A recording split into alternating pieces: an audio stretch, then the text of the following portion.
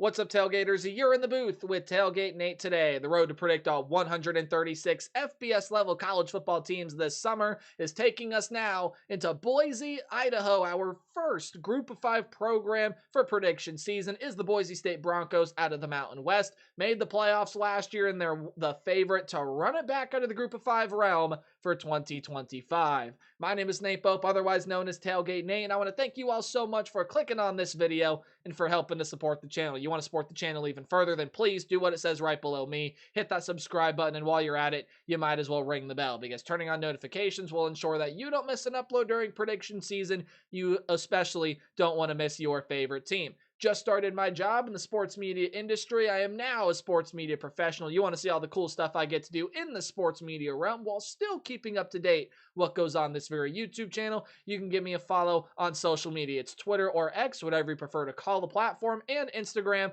handle right down below me at TailgateNate29. Please feel free to even email me and reach out at TailgateNate29 at gmail.com. I want to thank you all so much for supporting and interacting with me in the channel, however you may be doing so. With all that said and done and out of the way, let's talk about Spencer Danielson's college football playoff team from last season. They were even good enough to earn a first-round bye. Now you have to be one of the top 4 teams to do so, but Boise State was overall, by far and away, the best Group of 5 team last season, and they very well could be again in 2025. How do we do preview predictions here on the channel? Well, we are first going to go through a roster overview, which the offense over here to the left, defense over here to the right. At the end of the video, we'll go through the Boise State football schedule. We'll give it a game-by-game preview and prediction in this video overall. We'll tell you what I think about the Broncos in 2025. Before we get started, though, right down below me are some numbers just to get some more context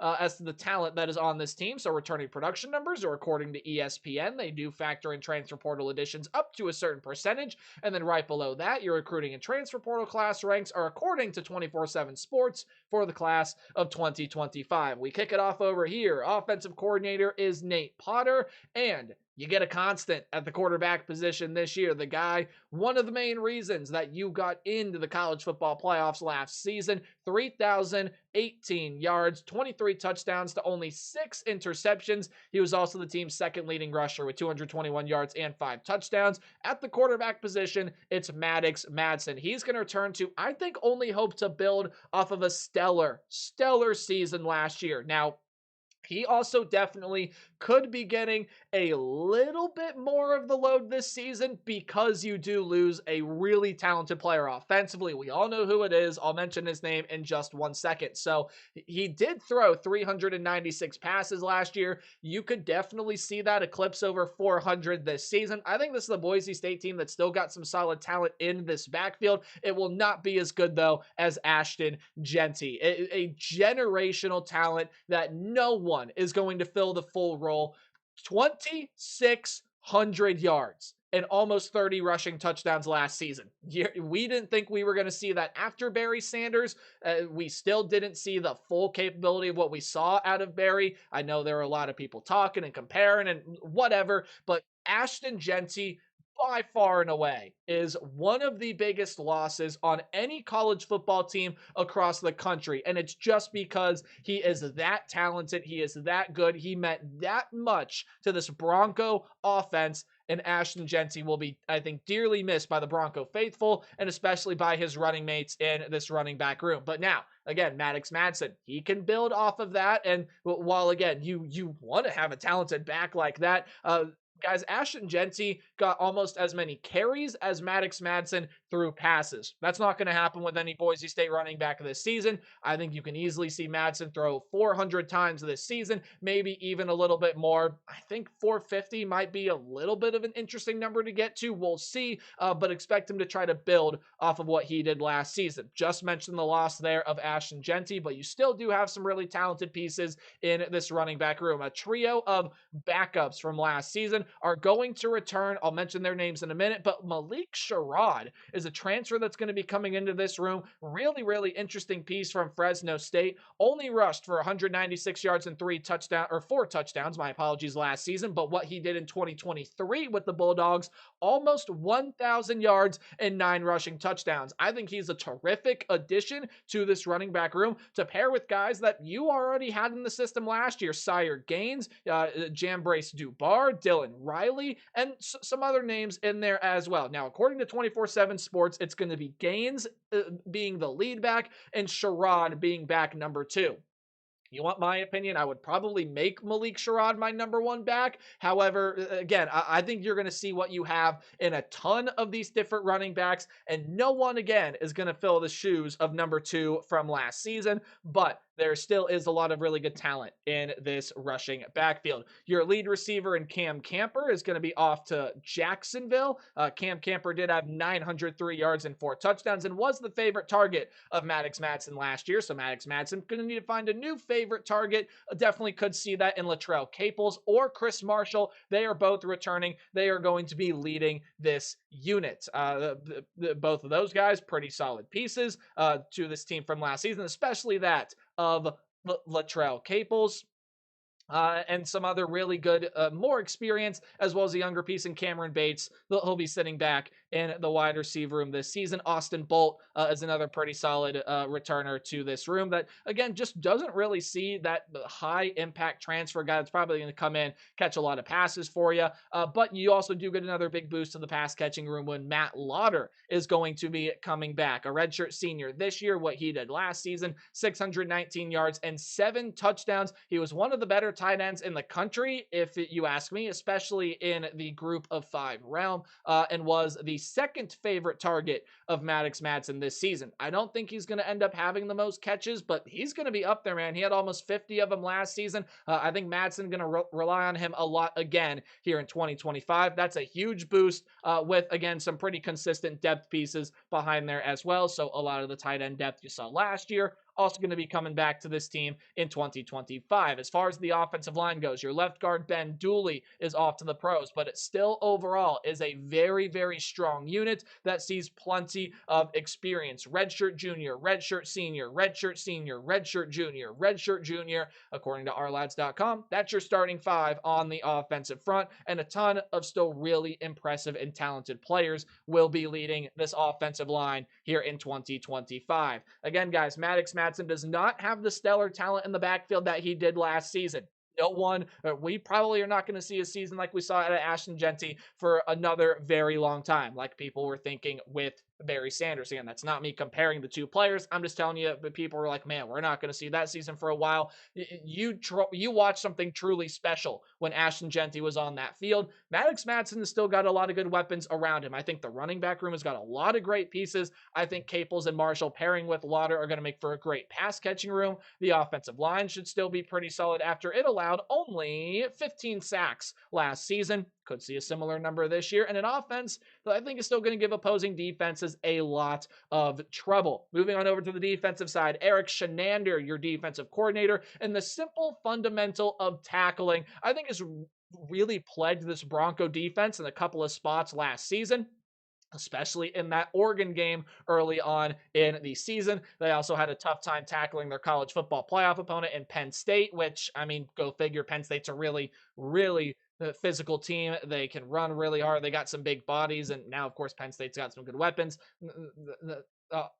On the outside, not that the Broncos play Penn State this year, but there were times last year where tackling really was the biggest issue for this Boise State defense. Yeah, they want to improve some other things there as well, but you get that fundamental of tackling down. I think in some ways, guys, you could see this Bronco defense get a lot better this season. Now, defensive line, let's talk about it. Your leader in Ahmad Hassainen is going to be gone. Apologies if I mispronounced that name. I think I at very least got pretty close. Was second on the team in sacks last season with 9.5 and 48 tackles, was a top 10 tackler, and you could argue your most talented defensive lineman off the edge from last season. However, your sack leader in the like of Jaden Vergen Morgan, he is going to be coming back, had 10 sacks for this team last season with 40 tackles. You're also going to be getting Braxton Felly. I'm going to get that name. they say to trust your instincts. I should have done it on that one. It is Braxton Feely that'll be returning. Again, you do have some new transfers on the interior of this defensive front, though, especially that of Deion Washington, who was at Nevada, then transferred over to Hawaii, now is here with Boise State, has never exceeded 20 tackles in a season, but last year with the Rainbow Warriors, 4.5 tackles for loss, did have 2 sacks, did have a sack in 2023 there as well. So I think he's going to be a good, also experienced addition to the interior of that defensive front. David Latu is going to be transferring over from BYU. Depth piece over there, should play a bigger role here with Boise State. And then again, as well as Vergan, Morgan, and Feely, lots of other good returning pieces there as well. Linebacker room, though, Andrew Simpson, that is going to be a pretty sizable loss there. 45 tackles and 3 sacks for Andrew Simpson last season. He no longer a part of this linebacking room here at Boise State. Really, really big part to what they did, but Marco Notarini is going to need a new running mate alongside him. It's probably going to end up being Chase Martin. At least that's what ourlads.com says, and I would tend to agree with that, but Notarini, 60 tackles, 3.5 sacks last season. Simpson was the second leading tackler out of the linebacker room. And then you have to go way down in the linebacking unit so you have to go way down on the tackle board before you find another linebacking unit. And no other linebacker, true linebacker, at least according to ESPN, had more than 9 tackles last season. And that was Jake Ripp, who had that with 9. So Jake Ripp could play a solid role as well.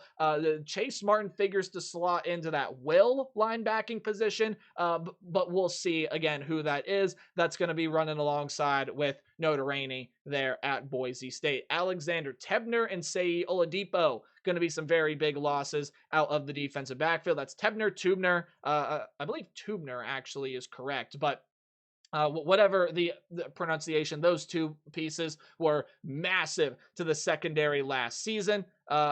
Oladipo was the team's second leading tackler, also had 6.5 sacks as a safety last year. And then Tubner, 2 sacks, did have an interception last season, but you're still going to have lots of leaders back for this Bronco secondary. Amarian McCoy led the team last year as a cornerback with 13 passes defended. Your leading tackler last season, Ty Benefield, had 2 picks last year. He's also going to be coming back at 82 tackles last season. Really, really big piece. Zion Washington returns, Jeremiah Irby, Devon Banks, and you do get some transfers to boost up the depth. Jalen Webb, Samuel Brooks, Demetrius Freeney, and then some other returners back in that room as well. Lots of leaders come back. It's going to be a dangerous pass defending squad, which again at some points was a little bit of an issue last year, but still going to be a really good unit in the secondary for Boise State this season. Special teams is also getting an overhaul because, hey, kickers are people too. Let's show the special teams unit some love. Some new pieces going to be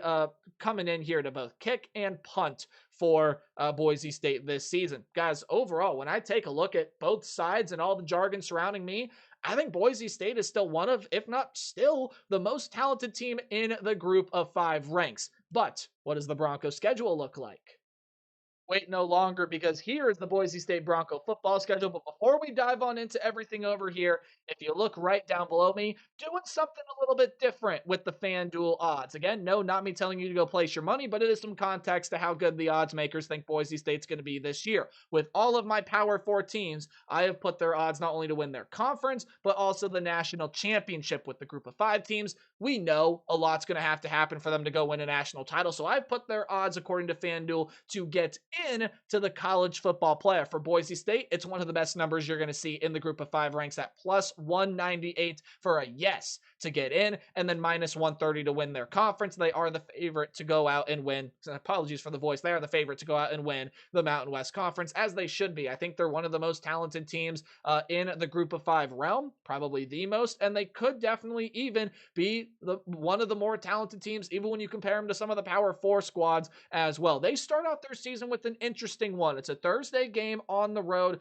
against the South Florida Bulls. Now, I think Byron Brown is an absolutely phenomenal quarterback, and Byron Brown is going to be a really, really talented player and could be one of the better quarterbacks in the group of 5 ranks. He, again, had a slow season last year, but you look back what he did at 2023, oof, Man, he was a really, really good player. And South Florida's got a lot of really good talent. I think Boise State's got better talent. And I think especially that secondary, they can get to Byron Brown's targets, be able to lock them down. And overall, this defensive front, I think, can contain Brown there as well. So a win on the road against South Florida. And then Boise State should really have no trouble with East Washington there as well.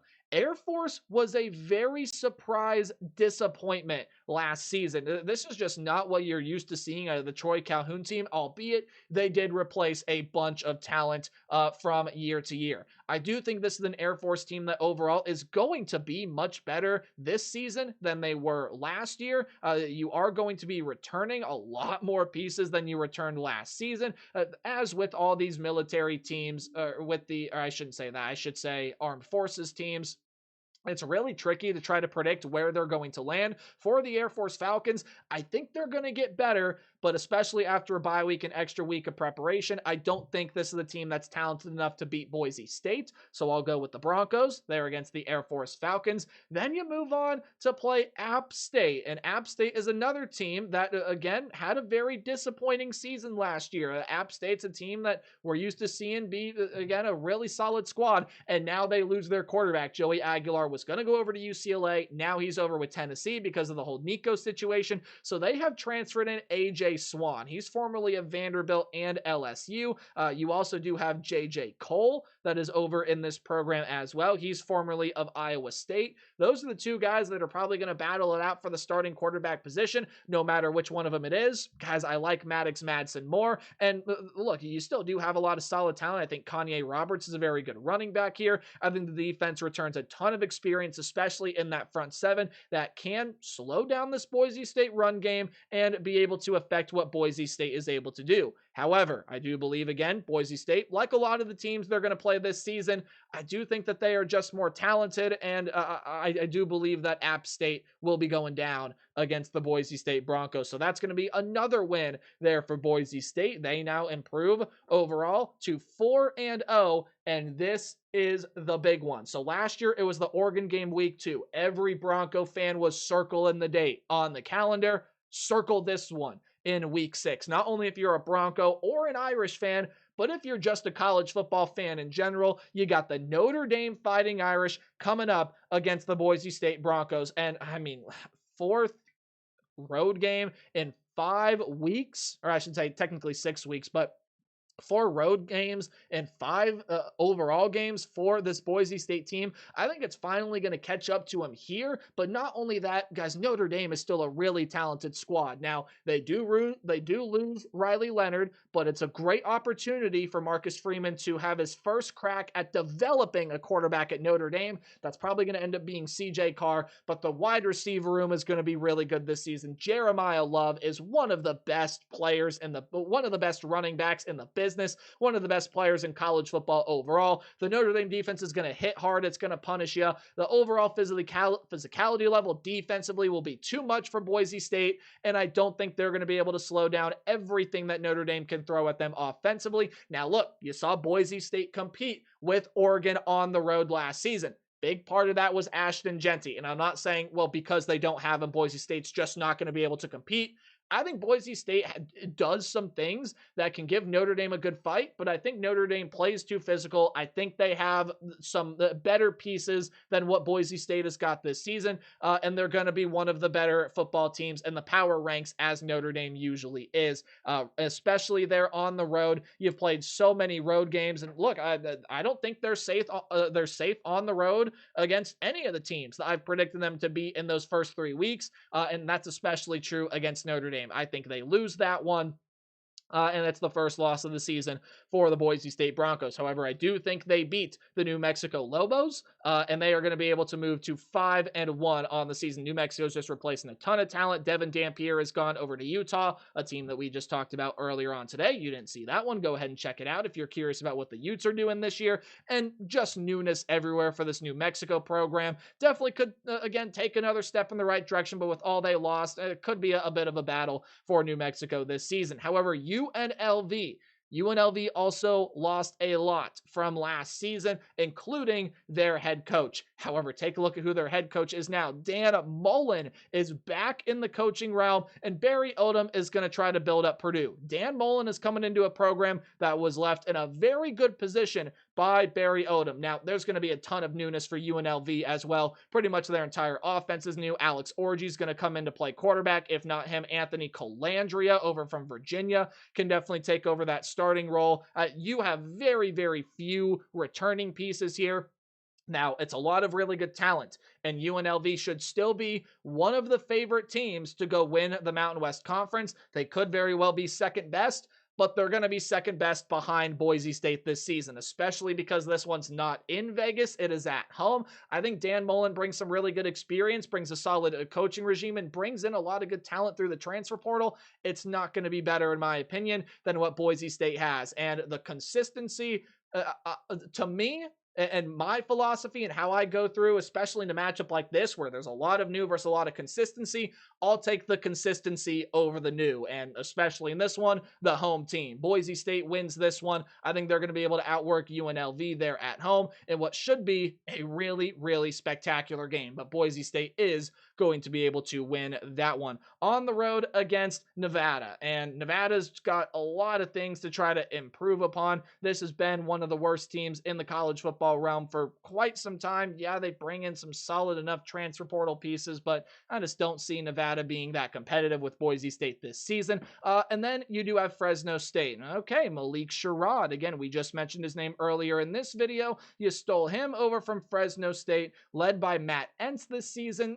It was an up and down season for the Bulldogs, and I think it could be one again. However, EJ Warner is coming in to play quarterback for him. That is, I believe, the son of the NFL legend in Kurt Warner, and has had two pretty solid seasons, but interceptions have been his problem. And against this secondary at Boise State, could be his problem again, especially in this game. So Boise State's going to be able to beat Fresno State there in that one on the road against San Diego State. All right, let's go ahead and talk about what San Diego State has got going on this season. A program, again, that's just trying to look to bounce back. Sean Lewis just hasn't been able to get it figured out from a head coaching standpoint. He's diving into the transfer portal to try to fix a lot of things, bringing in some solid pieces. Jaden Denegal is a Michigan transfer that comes over. Bert Emmanuel is a Central Michigan transfer that comes over here as well, that, you know, could very well be playing quarterback, one of those two guys here for this team. The defense is, again, very bulked up through, not transfer portal pieces, but through experience and returners. You do have some nice depth pieces, but again, Sean Lewis taking some time. Snapdragon Stadium is going to be a tough place to play. It's a very passionate fan base there in San Diego. I just don't think they're talented enough to beat Boise State. Colorado State, though, well, watch out. Colorado State has got a lot of very interesting pieces. However, Torrey Horton, one of the best wide receivers, if not the best wide receiver in the Mountain West Conference, is now gone. You do still have Braden Fowler Nicolosi that's going to come back and play quarterback for you. Some good defensive pieces do come in, but they're not as talented as Boise State. And then Utah State, again, needs some things there to work on and improve. 4-8 last season. They're going to be trying to, again, fill in a lot of pieces from last year. A lot of guys that do lose, or I say that are gone. They lose through the transfer portal.